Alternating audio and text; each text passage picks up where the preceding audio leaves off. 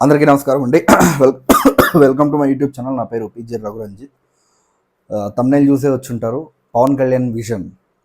So మొన్న 16th finance commission chairman గారితో ఆంధ్రప్రదేశ్ ప్రభుత్వం మీటింగ్ జరుగుతున్నప్పుడు పవన్ కళ్యాణ్ గారు చేతికి సిలీన్ వేసుకుని వచ్చి ఆయన మీటింగ్ అటెండ్ అయ్యారు. మీటింగ్ అటెండ్ అవుతున్నప్పుడు ఒక 6 minutes స్పీచ్ ఉంది పవన్ కళ్యాణ్ గారిది. ఆ 6 minutes స్పీచ్లో నేను కొంచెం డీప్గా వెళ్తే నాకు అసలు పవన్ కళ్యాణ్ గారు ఆంధ్రప్రదేశ్ రూరల్ని, అంటే ఆయన ఆలోచనలు ఏంటి, ఎందుకు ఏ విధంగా ఆయన ఆలోచిస్తున్నాడని చెప్పి నాకు ఒక అవగాహన వచ్చిందండి. సో తప్పకుండా దాని గురించి మాట్లాడదాం. అండ్ డెఫినెట్లీ ఆర్థిక సంఘాలు అంటే ఏంటి, అవి ఎలా వచ్చాయి, ఏంటి అసలు రాజ్యాంగంలో ఏముంది, ఫైనాన్స్ కమిషన్ గురించి మొత్తం మనం తెలుసుకునే ప్రయత్నం చేద్దాం. So let's try. మన రాజ్యాంగంలో ఆర్టికల్ 280, ఇది కొంచెం బోరింగ్గా ఉండొచ్చు కానీ వినాలి అందరూ, ఎందుకంటే ఈ ఆర్థిక సంఘానికి సంబంధించి మీరు ఫ్యూచర్లో చాలా వింటారు. ప్రతిసారి ఆల్మోస్ట్ పవన్ కళ్యాణ్ గారు దీన్ని మెన్షన్ చేస్తారు. అదేంటో మనకు తెలియకపోతే అసలు జగన్ ఏం నష్టం చేశారో మనకు అర్థం కాదు. అది మ్యాటర్. అందుకని వినాలి, చూడాలి. భారత రాజ్యాంగంలోని ఆర్టికల్ 2080 ఆర్థిక సంఘం, ఓకేనా. ఆర్థిక సంఘంలో థర్డ్ పాయింట్లో ఇక్కడ ఎల్లో కలర్లో వేసాను చూడండి, బీబీ. రాష్ట్ర ఆర్థిక సంఘం చేసిన సిఫార్సుల ఆధారంగా రాష్ట్రంలోని పంచాయతీల వనరులను భర్తీ చేయడానికి, రాష్ట్ర ఏకీకృత నిధిని పెంచడానికి అవసరమైన చర్యలు. సో ఎందుకు ఆ మీటింగ్ జరిగిందంటే దానికి కారణం ఏంటంటే 16th ఫైనాన్స్ కమిషన్ చైర్మన్ ఆయన వచ్చి పవన్ కళ్యాణ్ గారితో మాట్లాడుతున్నప్పుడు ఎందుకు అది జరిగింది ఆ మీటింగ్ అంటే, అసలు 16th ఫైనాన్స్ కమిషన్కి సంబంధించిన నిధులు మాకు ఎందుకు కావాలని చెప్పి ప్రభుత్వం అడగాలి. సో మేము ఇది చేస్తున్నాం కాబట్టి మాకు కావాలి, రాష్ట్ర పరిస్థితిలో ఉంది కాబట్టి మాకు కావాలి అని డెఫినెట్గా అడగాలి, 100% అడగాలి. సో దానివల్ల ఆయన ఇక్కడికి వచ్చి అడిగారు. ఇది ఫైనాన్స్ కమిషన్ ఆఫ్ ఇండియాకి సంబంధించిన ఆర్టికల్ 280. యాక్చువల్గా ఆర్టికల్ 243(1) అని ఇంకొకటి ఉంది, అది రాష్ట్రాలకు సంబంధించింది. సో ఇప్పుడు నెక్స్ట్ దాని గురించి మనం మాట్లాడదాం. చూడండి, భారత రాజ్యాంగంలోని ఆర్టికల్ 243(1) ఆర్థిక స్థితిని సమీక్షించడానికి ఆర్థిక కమిషన్ల రాజ్యాంగం. 1992 రాజ్యాంగ చట్టం అంటే 73rd అమెండ్మెంట్ అమల్లోకి వచ్చిన ఒక సంవత్సరం లోపు, ఆ తర్వాత ప్రతి 5వ సంవత్సరం ముగిసిన తర్వాత రాష్ట్ర గవర్నర్ పంచాయతీల ఆర్థిక స్థితిని సమీక్షించడానికి మరియు గవర్నర్కు సిఫార్సులు చేయడానికి ఒక ఆర్థిక సంఘాన్ని ఏర్పాటు చేయాలి. పాలించాల్సిన సూత్రాలు. ఈ భాగం కింద రాష్ట్రం విధించే పన్నులు, సుంకాలు, టోళ్లు మరియు రుసుములు నికర ఆదాయాన్ని రాష్ట్రం మరియు పంచాయతీల మధ్య పంపిణీ చేయడం మరియు అటువంటి ఆదాయంలో అన్ని స్థాయిలలో పంచాయతీల మధ్య వాటికి సంబంధించిన వాటాల కేటాయింపు. తర్వాత దాని నెక్స్ట్ పాయింట్ చూడండి, పంచాయతీలకు కేటాయించబడే పన్నులు, సుంకాలు, టోళ్లు మరియు రుసుములను నిర్ణయించడం. రాష్ట్ర సంఘటిత నిధి నుండి పంచాయతీలకు గ్రాంట్ ఇన్ ఎయిడ్. పంచాయతీల ఆర్థిక స్థితిని మెరుగుపరచడానికి అవసరమైన చర్యలు. పంచాయతీల ఆర్థికాభివృద్ధి కోసం గవర్నర్ ఆర్థిక సంఘానికి సూచించిన ఏదైనా ఇతర విషయం. ఇప్పుడు మీరు పవన్ కళ్యాణ్ గారి సర్పంచ్ మీటింగ్స్లో మీరు చాలాసార్లు వినుంటారు అన్నమాట, ఆర్థిక సంఘాల నిధుల్ని జగన్మోహన్ రెడ్డి తరలించేశాడు అని. యాక్చువల్గా అది ఎందుకు వాడాలంటే రూరల్ డెవలప్మెంట్ కోసం వాడాలి దాన్ని. కానీ జగన్మోహన్ రెడ్డి గారు దాన్ని అలా చేయకుండా, ఆయనకి పరిపాలన తెలియదు కదా, అది మనం అర్థం చేసుకోవాలి. ఆయనకి పరిపాలన చేయడం రాదు. సో ఆయన ఏం చేశాడంటే ఆ డబ్బుల్ని ఏదైతే బొక్కాపకీర్ హామీలు ఇచ్చిన పనికిమాలిన 9 హామీలు దాన్ని నెరవేర్చడానికి ప్రజలకు అందాల్సిన మౌలిక సదుపాయాలని కట్ చేస్తా వీళ్ళకి డబ్బులు పంచేయడం మొదలుపెట్టాడు. మీకు అందుకే రోడ్ల మీద బొక్కలు, ఎక్కడ రూరల్ విలేజెస్లోకి వెళ్ళినా డ్రైనేజెస్ ఉండవు, వర్స్ట్ ద కోర్ ఉంటుంది. ఇంకా సీసీ రోడ్లు అంటే జగన్మోహన్ రెడ్డి గారి హయాంలో సీసీ దానికి ఫుల్ ఫామ్ తెలుసో తెలీదో నాకు తెలియదు జగన్మోహన్ రెడ్డి గారికి. ఇంకా బీటీ రోడ్స్ అంటే పిచ్చలైట్ లేదు, అవసరం లేదు, దాని గురించి మాట్లాడడం కూడా వేస్ట్. ఇంకా ఫామ్ పౌండ్స్ ఉంటే అయిపోయింది, ఆయనకి తెలియదు. మళ్ళీ ఇంకా ఇదే తెలియనోడు నీటి తొట్టెలు నిర్మిస్తాడా మోగజే వాళ్ళకి, క్యాటల్ అనిమల్స్కి, నేను నమ్మట్లా. సో జగన్మోహన్ రెడ్డి ఏం చేయలా, కానీ పవన్ కళ్యాణ్ గారు చేస్తున్నారు. యాక్చువల్గా చెప్పాలంటే జగన్మోహన్ రెడ్డి పరిపాలన రాజ్యాంగానికి విరుద్ధంగా జరిగింది. పవన్ కళ్యాణ్ గారు దాన్ని కరెక్ట్ చేసే ప్రయత్నం ఇప్పుడు చేస్తున్నారు. That's it, very very simple. దీంట్లో పెద్ద రాకెట్ సైన్స్ ఏం లేదు. ఆర్టికల్ 243 కూడా మీరు ఒకసారి చదవండి, ఆర్టికల్ 280 మీరు ఒకసారి చదవండి. దానికి సంబంధించి జగన్మోహన్ రెడ్డి గారు ఏం చేశారో మీరు ఒకసారి చూడండి. నేను ఎందుకు చదివి వినిపించానంటే, క్షేత్రస్థాయిలో ఉన్న మన కార్యకర్తలకి పంచాయతీ నిధుల్ని ఏ విధంగా దుర్వినియోగం చేశారు జగన్మోహన్ రెడ్డి అన్న విషయం మీరు ప్రజలకు చెప్పాలి. అందుకని చేస్తున్నాను ఈ వీడియో. తర్వాత మెయిన్ పాయింట్లోకి వచ్చేద్దాం. పవన్ కళ్యాణ్ గారి విజన్, అసలు ఆయన ఏమనుకుంటున్నాడు అన్నది విజన్. సో పవన్ కళ్యాణ్ గారి స్పీచ్ మనం చూసినప్పుడు అది చాలా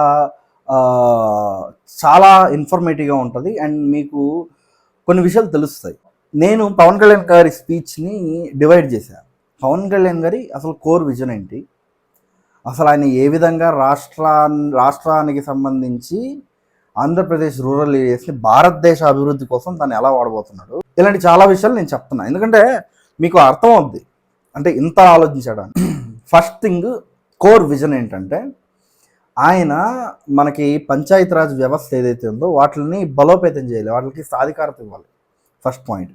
సెకండ్ పాయింట్ ఏంటంటే, according to Pawan Kalyan, global Bharat అన్నది సక్సెస్ అవ్వాలంటే గ్రామీణాభివృద్ధి అన్నది very very very very basic necessity according to Pawan Kalyan. ఆయన అనుకున్న విజన్ ప్రకారం ఈ విజన్ని అంటే గ్లోబల్ భారత్లో మన గ్రామాలు పోటీ పడాలంటే పవన్ కళ్యాణ్ గారు తీసుకున్న నిర్ణయాలే మీరు ఇప్పుడు చూస్తున్నాం. సీసీ రోడ్స్ వేయడం, బీటీ రోడ్స్ వేయడం, హైవేకి అనుసంధానం చేయడం, సీసీ రోడ్స్ని బీటీ రోడ్స్ని హైవేకి అనుసంధానం చేయడం, తర్వాత పాట్ హోల్ ఫ్రీ రోడ్స్ అంటే గుంతలు లేని రోడ్లని నిర్మించడం, తర్వాత ఫార్మ్ టు మార్కెట్, నేను మొన్న చెప్పాను కదా బ్యాక్ యార్డ్ హార్టికల్చర్ అని, దాన్ని డెవలప్ చేయడం, ఎకలాజికల్ టూరిజంని డెవలప్ చేయడం, ఎకో టూరిజంని డెవలప్ చేయడం, అండ్ తర్వాత ఫిల్మ్ ఇండస్ట్రీకి సంబంధించి ఫిల్మ్ మేకింగ్ సంబంధించి వాళ్ళు కేవలం ఒక రామోజీ ఫిల్మ్ సిటీయో లేకపోతే హైదరాబాద్కో లేకపోతే ఇతర సినిమా వాళ్ళు కూడా అక్కడ వాళ్ళ రాష్ట్రాల్లో కాకుండా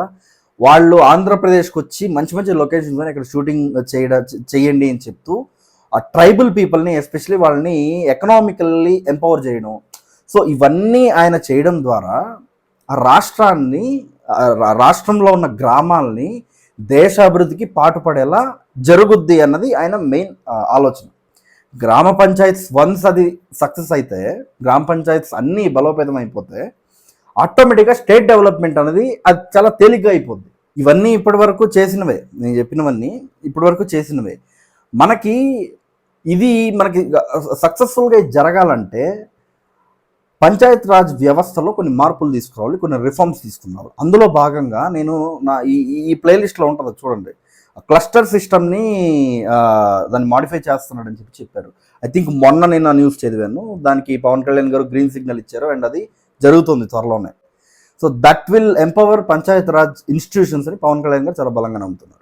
దాదాపుగా నాకు తెలిసి ఆంధ్రప్రదేశ్లో ఇప్పటి వరకు ఎన్నో ఏళ్ళగా చూస్తున్న గ్రామ సభలు అన్నవి నీరుగారిపోయాయి, దాదాపుగా అంతరించిపోయాయి.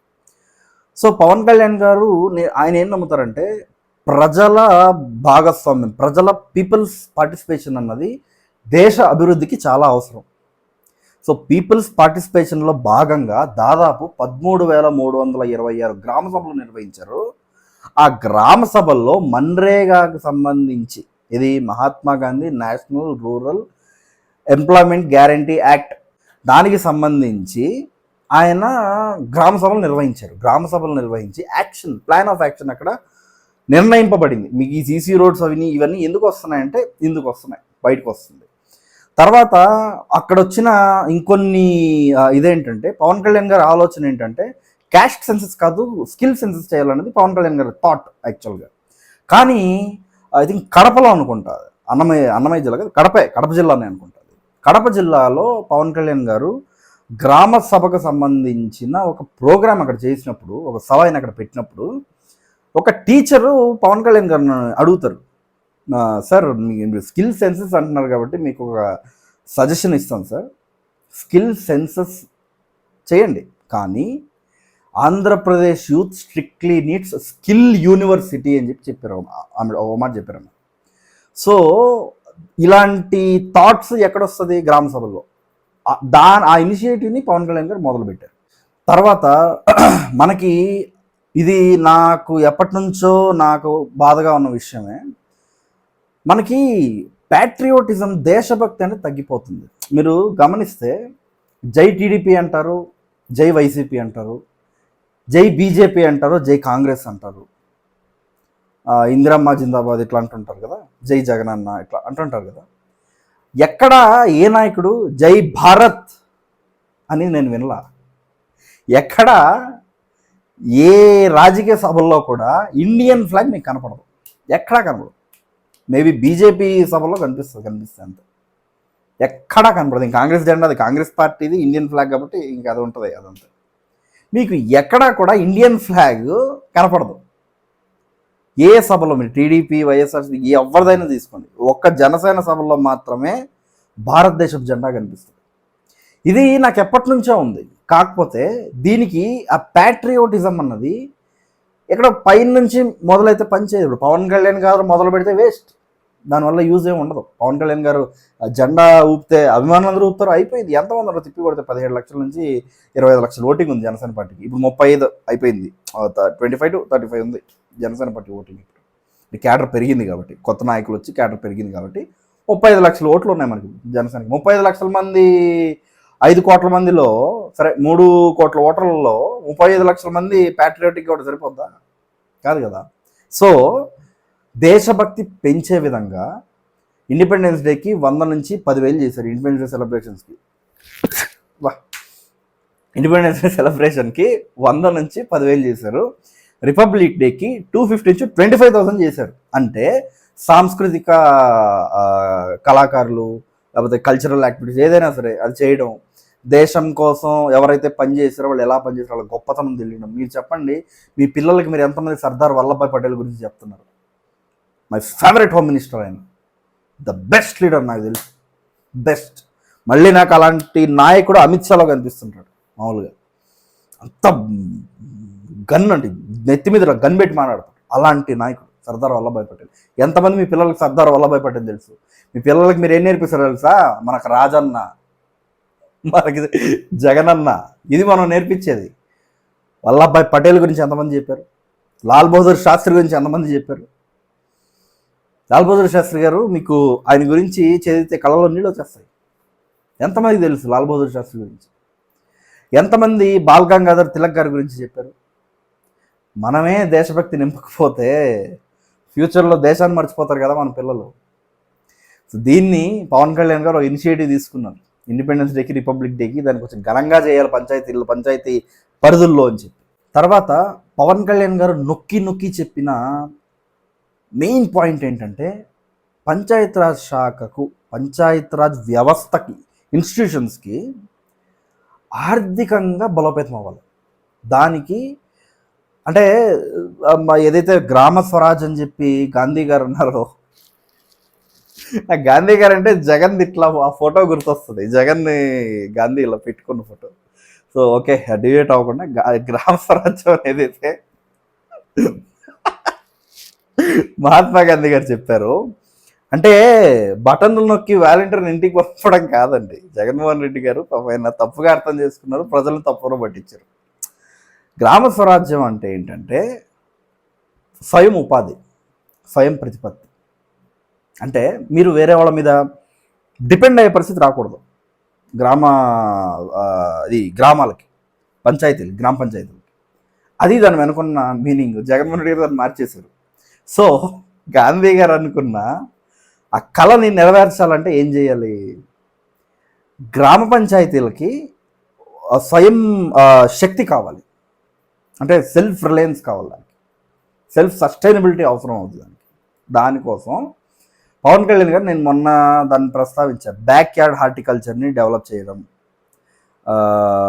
ఫార్మ్ టు మార్కెట్స్ దాన్ని డెవలప్ చేయడం, లేపాక్షి, కొండపల్లి లాంటి బొమ్మల్ని దానికి మార్కెట్ బ్రాండింగ్ తీసుకుని రావడం, బ్యాక్ యార్డ్ హార్టికల్చర్కి సంబంధించి బ్లూబెర్రీస్ కానీ, స్ట్రాబెర్రీస్ కానీ, యాపిల్స్ కానీ ఇవి పండించి ట్రైబల్ ఏరియాస్ నుంచి పండించి దాన్ని ఫార్మ్ టు మార్కెట్స్ తీసుకెళ్ళడానికి ఒక రోడ్లకి ఉన్న దాని వెనకన్న మెయిన్ ఇంటెన్షన్ ఇది.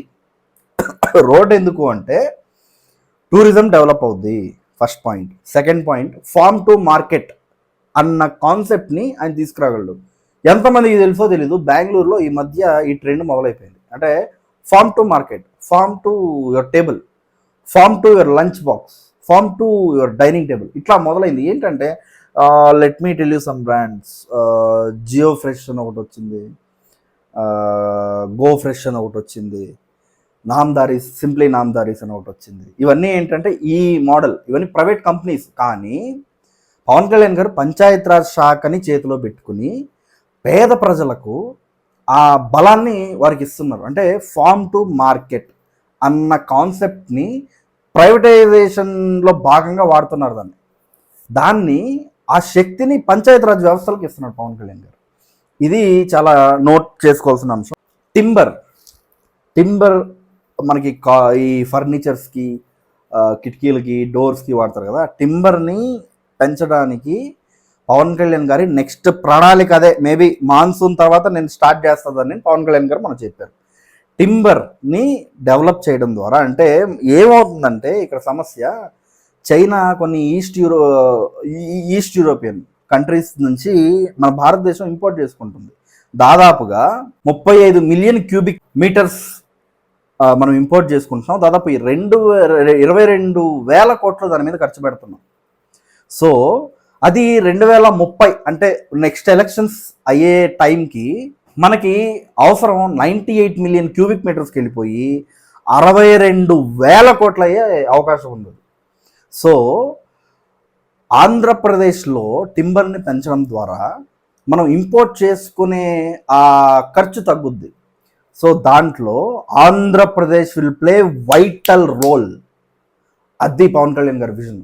దేశాభివృద్ధికి నేను ఆలోచిస్తాను పవన్ కళ్యాణ్ గారు కొన్ని వేల సార్లు చెప్పుంటారు ఈ మాట కదా. దాన్ని ఈ విధంగా he's fulfilling it. Pawan Kalyan garu ఏది ఊరికే చెప్పరండి, ఆయన అభిమానంగా నాకు తెలుస్తుంది. సో ఆయన ఆ మాట ఎందుకు అంటున్నాడు ప్రతిసారి అని నాకు ఇప్పుడు అర్థమవుతుంది. దేశం గురించి నేను ఆలోచిస్తా అంటే సింపుల్, మీకు ఇక్కడే అర్థమైపోతుంది. ఆంధ్రప్రదేశ్లో టింబర్ ప్రొడక్షన్ పెంచడం ద్వారా, లైక్ రైనీ సీజన్ తర్వాత స్టార్ట్ అవుద్ది, టింబర్ ప్రొడక్షన్ పెంచడం ద్వారా మనకి సంవత్సరానికి 22,000 కోట్లు ఖర్చు అవుతుంది. అది 2030కి 62,000 కోట్లు రీచ్ అయ్యే అవకాశం ఉంది యాజ్ పర్ ద అసెస్మెంట్. దాన్ని దేశానికి సంబంధించిన నిధుల్ని, ఖర్చుని తగ్గించాలంటే ఆంధ్రప్రదేశ్లో టింబర్ ప్రొడక్షన్ పెంచితే దేశానికి సంబంధించి ఆ కాస్ట్ అనేది తగ్గుద్ది. This is Pawan Kalyan's vision to make panchayat raj institutions financially strong. ఇది ఆయన విజన్. తర్వాత యాజ్ ఐ సెడ్, గోకులమ్స్ కానీ, తర్వాత నీటి తొట్టెలు నిర్వహించడం కానీ, క్యాటల్ అనిమల్స్కి నీళ్లు తాగడానికి అనుకూలంగా అవి నిర్మించడం కానీ, సో ఇలాంటి ఇనిషియేటివ్స్ని మేము ఇంకా పెంచుతున్నామని చెప్పారు. అండ్ దాదాపు 155,000 ఫార్మ్ పౌండ్స్ని నిర్మించే కార్యక్రమాన్ని పవన్ కళ్యాణ్ గారు తీసుకున్నారండి. అండ్ ఇంకో మెయిన్ పాయింట్ ఏం మెన్షన్ చేశారంటే, మనకి ఆంధ్రప్రదేశ్లో కిడ్నీ సమస్యలు వస్తున్నాయి. బోర్వెల్స్ ఎక్కువైపోవడం వల్ల, ఎక్కువ కెమికల్స్ రిలీజ్ అవ్వడం వల్ల మనకి ఏంటంటే వాటర్ కంటామినేట్ అయిపోయి చాలా ఏరియాస్లో డ్రింకింగ్ వాటర్ లేదు. మీకు కిడ్నీ సమస్య అంటే ఫస్ట్ గుర్తొచ్చేది అందరికీ ఉద్దానం గుర్తొస్తుంది. కానీ చిత్తూరు అండ్ అనంతపూర్ అండ్ ప్రకాశం జిల్లాలో కూడా ఈ సమస్య ఉంది.